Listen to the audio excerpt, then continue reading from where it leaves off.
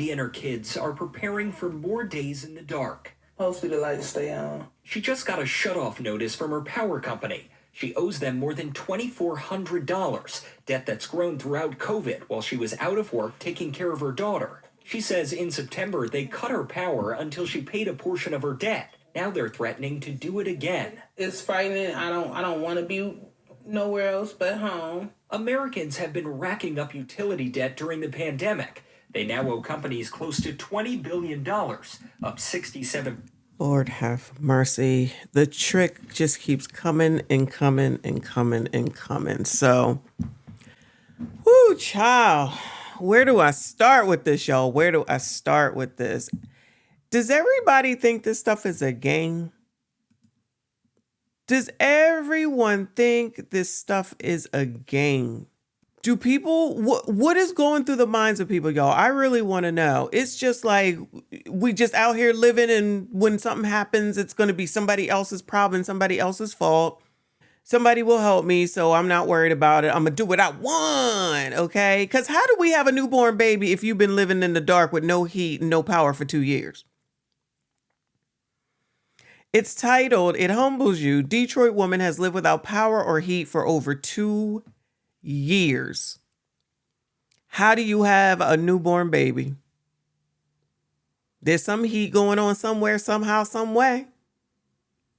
And when I say things like this, it's like you put people down, you're passion. No, I want people to understand, specifically Black people, Black women, that this is not effing working. It's not working. How do you not see this? How do you have somebody run up in you, get you pregnant, and you living in the dark for 2 years? This is an infant. So it's within a year's time that you've been living in with no heat, no power, but now you on TV. Like the newscasters are going to ignore it, but I'm not. I'm not going to ignore it. So you allow someone to run up in you freely, and then you get pregnant, and you can't afford what you have. You can't afford heat. You can't afford electricity. I'll just say utilities. You can't afford utilities. You already got a baby girl living like this, and you think to bring in an infant, and then you think going on CNN makes sense? When does anyone hold these people responsible for these decisions instead of trying to make everyone else have this empathy and sympathy for these dumbass situations? Does this make any sense whatsoever? And before somebody says some mess like, you don't have any empathy for the poor, she don't have the common sense for someone who's poor. You already have a child, a daughter, a little girl that you need to be responsible for that you cannot take care of. If you cannot keep the heat on, if you cannot keep the power on, you're not doing it. You're not being a good mama, okay? And for all those that's going to blame the man, some man who probably ain't, he is not the VP at Wells Fargo. We going back to that. Because ain't no way I'm effing nobody freely and I can't even have my utilities on. So the most important thing to the most important thing to this person here was to get ran up in freely, no protection, allegedly, get pregnant to bring another kid into the situation that she can't take care of, but I'm the problem. We can't have any lessons. We can't tell anybody anything. We can't say anything to anyone. You got to say it in a nice way. You're not saying it in a nice enough way. You got to be nice. You got to be sweet. You got to be kind. You still ain't going to listen. You still ain't going to listen. And then SYCBM, that's why SYCBM is out the window. That's why I can't be pro-Black, because Blacks don't listen to nobody but themselves. They do what they want. And then when stuff gets bad, then it's, oh my God, I need help. I got kids. And then the tune changes. Michael Lundy and her kids are preparing for more days in the dark. Hopefully the lights stay on. She just got a shutoff notice from her power company. She owes them more than $2,400. So I know it's the pandemic. It's the pandemic's fault. We're going to be using that forever and a day. It's the pandemic's fault. It's Joe Biden's fault. It's Donald Trump's fault. It's everybody's fault except for the person on the screen that's in the situation. Ma'am, what are you doing to make your situation better? I hope that I can freely say bringing another kid into this situation is not going to help. And the person that you had the baby with, I'm assuming you're not married. You're not talking about no man. We talking about you and your kids. But whenever anyone brings anything up about having a nuclear family, having a 2-parent household, getting married, being married, getting to know someone, and doing it the right way. Yeah, I'm going to say the right way. I don't care what y'all say, the right way. That's crazy talk. That's just crazy talk. That's grown throughout COVID while she was out of work taking care of her daughter. She says in September they cut her power until she paid a portion of her debt. Now they're threatening to do it again. It's frightening. I don't want to be nowhere else but home. Americans have been racking up utility debt during the pandemic. They now owe companies close to $20 billion, up 67% from the average year.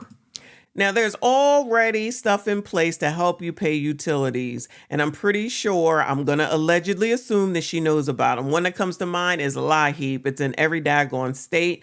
They help you pay. It may be a one-time deal, but at least you can put something on it that's a significant amount if they don't go ahead and pay whatever. I don't know the intricacies of it, but given the fact that people with lower income have all these programs available, why would you not take advantage of that, ma'am?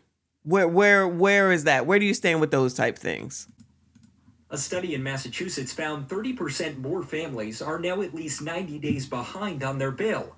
Early in the pandemic, at least 32 states issued emergency orders to prevent companies from cutting people's power, but nearly all have expired, and shutoffs have surged. One study found close to 1 million American households had their power cut over a 12-month span, and that's just from 17 states. We think the real number should be around 3.4 million households. Jean Sue authored that shutoff study. Is that more than the average year? That's absolutely more than the average year, at least 3 times, if not more. Now, energy bills are skyrocketing, with heating costs expected to rise 30% this winter due to inflation and supply problems. Of course. So this story is a little bit older. Point is that still, this is a lot. Obviously, it's not my kid, but it's a kid that's being brought into a situation that they didn't ask to be brought in. That's not a good situation for them. She's already in a situation that's not good for her and the child that she has, but chooses to bring in another child. But, we ain't allowed to say nothing about it. We just supposed to be able to help and do something and feel empathy and sympathy. Help, the Biden administration is deploying COVID relief funds and releasing 50 million barrels of oil from the Strategic Petroleum Reserve, hoping to bring down prices. But it will take time. How does that increase impact you? It's stressful. Kalila Martin just paid her balance after getting a shutoff notice over $179 of unpaid bills. I've been shut off for less. I've been shut off for 23 cents.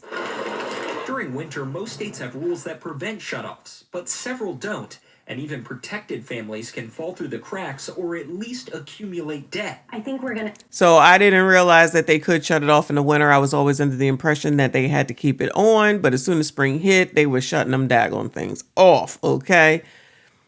And it's telling that a $179 bill is too much for someone to pay. Definitely. Now, they didn't give that other lady's situation, her family makeup, or anything like that. But $179, honestly, in the winter and or at the height of winter and or the height of summer is probably typically what it would be. If you run an air conditioning, depending on where you live, of course. I'm assuming that she's not in a whole house. That's me assuming. I don't know. And 179, I guess, is a lot for that small space.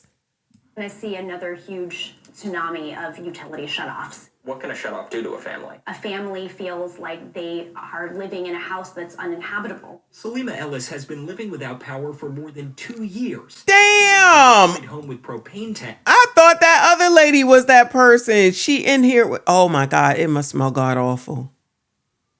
Y'all, it must smell god awful. A propane tank in the...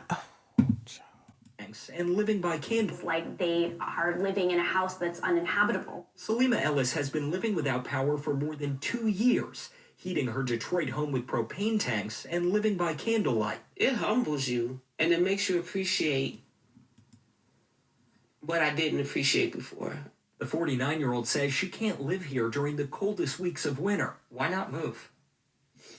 Where? The American Rescue Plan, passed in March, Oh, Lord. I can't... Y'all, don't tell me that I don't care about black people. I mean, we don't want to listen to shit. We don't want to do anything that makes sense, anything that is right, anything that would be helpful, anything that would be helpful to our children, doing the right thing for ourselves, taking care of our health. That is not healthy for that woman to be sitting in there with the propane like that and kerosene. It's not healthy at all. 2 years?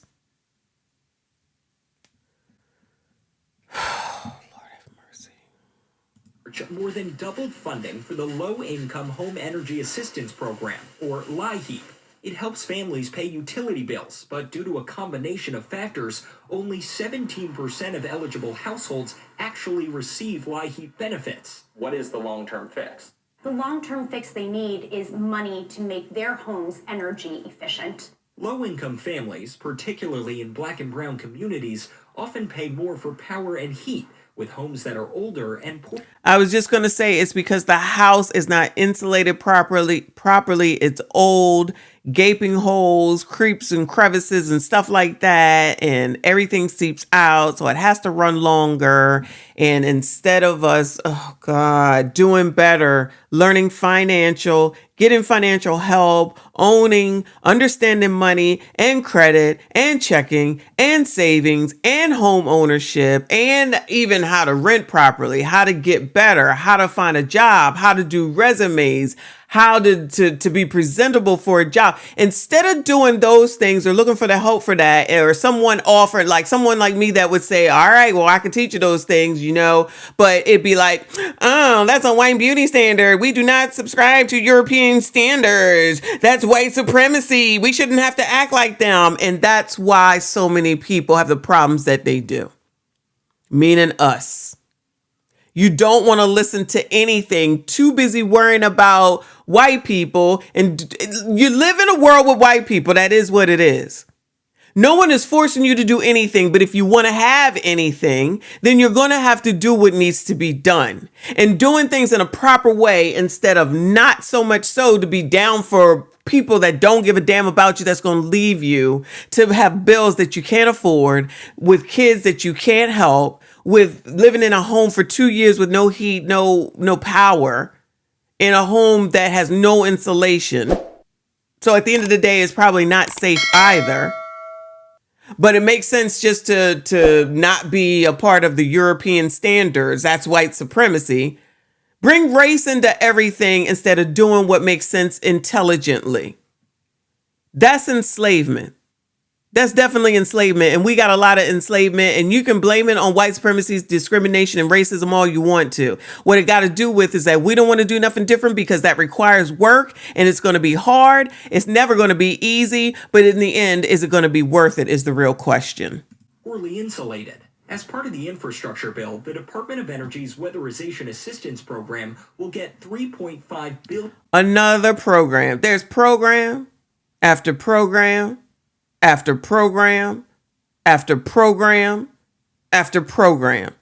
All these programs, all you hear is programs. They don't seem to be helping. $1 billion to update 700,000 homes. We would fill this up with insulation to make the home healthier, safer, and lower the energy bill. The Wayne Metro Community Action Agency weatherizes close to 300 homes in the Detroit area every year for families in need. The average cost, $7,600. Will that pay for itself in the long run? Yes, absolutely. So we see about a 20% reduction in the heating bill. Michael Lundy is more worried about the short term. What happens if your heating bill goes up this winter? That's a disaster. She says she just applied. Of course, the heating bill is going to go up. They always do. They rarely go down. Reduction in the heating bill. Michael Lundy is more worried about the short term. What happens if your heating bill goes up this winter? That's a disaster. She says she just applied for assistance after getting her shutoff notice. She should know in the coming days if she'll get help or be left in the dark again. That's a lot to think of what's going to happen, how I'm going to do this. No one ever asks about how you came to have another kid, where that man is he able to help? What's the plan? Nope. Can't answer those questions. No way. Child. Just supposed to just be just ignore the obvious, right?